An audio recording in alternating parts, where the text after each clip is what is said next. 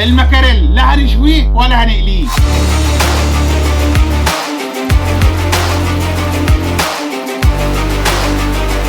وبأحلى تتبيلة في الفرن هنسويه.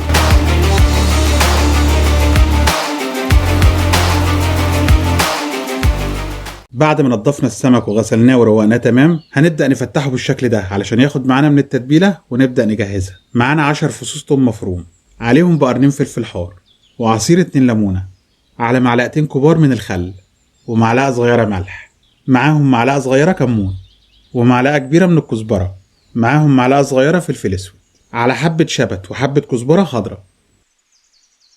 ونديهم فرمة تمام في الكبة أو في الهون. ونبدأ نتبل السمك تمام من جوه ومن بره بالشكل ده.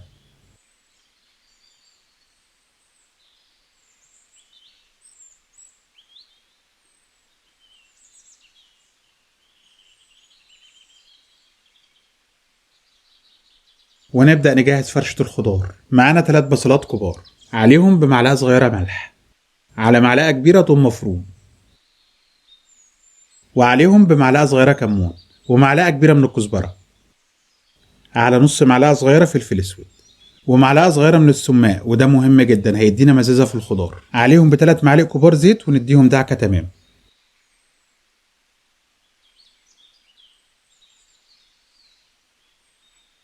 وننزل ب3 حبات فلفل ألوان،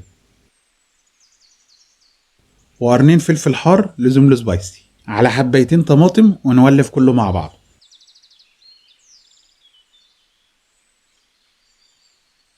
وما ننساش نشيل شوية من الخضار عشان حشو السمك. ونوزع خضارنا تمام في الصينية، وننزل بالسمك ونحشيه بالخلطة اللي شلناها.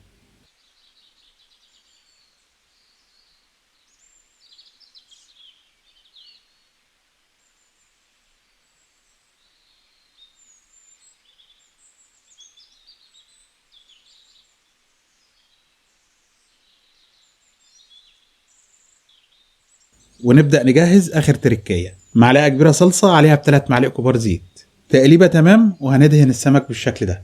هيطعم السمك وفي نفس الوقت هيطلع معانا الوش مزنهر.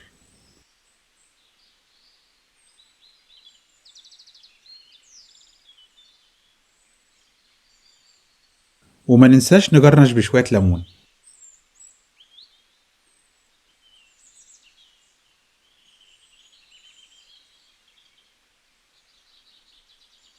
وعلى الفرن على طول. بعد ما سخنا الفرن بتاعنا تمام، نخليه على درجة حرارة متوسطة تحت وفوق، ونسيبها لمدة 25 دقيقة تقريبا، وبس كده. ولو لسه مكملين معايا يبقى شكرا كتير ليكم، وما تنسوش اللايك والشير والكومنت، ولو ما اشتركتوش احب افكركم. سلام.